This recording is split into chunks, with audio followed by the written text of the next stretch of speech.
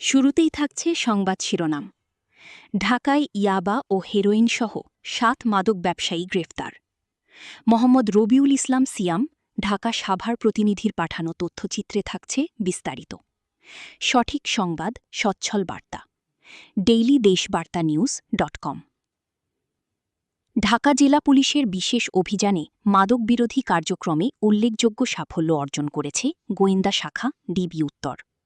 পৃথক পৃথক অভিযানে ১৫০ পিস ইয়াবা ট্যাবলেট, ১১ গ্রাম হেরোইন ও ৫০০ পুরিয়া হেরোইন উদ্ধারসহ মোট ৭ জন পেশাদার মাদক ব্যবসায়ীকে গ্রেফতার করা হয়েছে।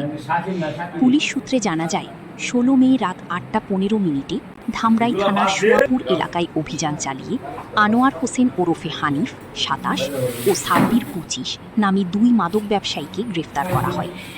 এ সময় তাদের কাছ থেকে ১১ গ্রাম হেরোইন এবং মাদক বিক্রির নগদ ১,১৫০ টাকা উদ্ধার করা হয়।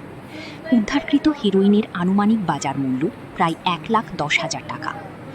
পরবর্তীতে একই রাতে ধামরাইয়ের সুতিপাড়া এলাকায় পৃথক অভিযানে এরশাদ ২২ ও সোহেল ৩০ নামে আরও ২ মাদক কারবারিকে ১০০ পিস ইয়াবাসহ আটক করা হয়।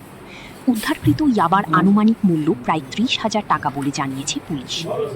অন্যদিকে ১৭ মে রাত ১২টা ৩০ আশুলিয়ার শ্রীপুর এলাকায় অভিযান চালিয়ে রিপন দেওয়ান ৩৫ ও রুবেল ৩৩ নামে ২ মাদক ব্যবসায়ীকে গ্রেফতার করা হয়। উদ্ধারকৃত হেরোইনের আনুমানিক মূল্য প্রায় ১,৫০,০০০ টাকা। এছাড়া একই দিন ভোররাতে আশুলিয়ার বাইপাই এলাকায় আরেকটি অভিযানে ইসহাক আলী ২৫ নামে এক মাদক ব্যবসায়ীকে ৫০ পিস ইয়াবাসহ আটক করা হয়। উদ্ধারকৃত ইয়াবার আনুমানিক মূল্য প্রায় ১৫,০০০ টাকা। পুলিশ জানায়, গ্রেফতারকৃতদের মধ্যে আনোয়ার হোসেনের বিরুদ্ধে ৬টি, সাব্বিরের বিরুদ্ধে ২টি এবং রুবেলের বিরুদ্ধে ৫টি মাদক মামলা চলমান রয়েছে। ধৃত আসামিদের বিরুদ্ধে সংশ্লিষ্ট থানায় মাদকদ্রব্য নিয়ন্ত্রণ আইনে মামলা দায়ের করা হয়েছে এবং তাদের আদালতে পাঠানো হয়েছে। ডিবি কর্মকর্তারা জানিয়েছেন, মাদক ও অপরাধ নির্মূলে ঢাকা জেলা পুলিশের বিশেষ অভিযান ভবিষ্যতেও অব্যাহত থাকবে।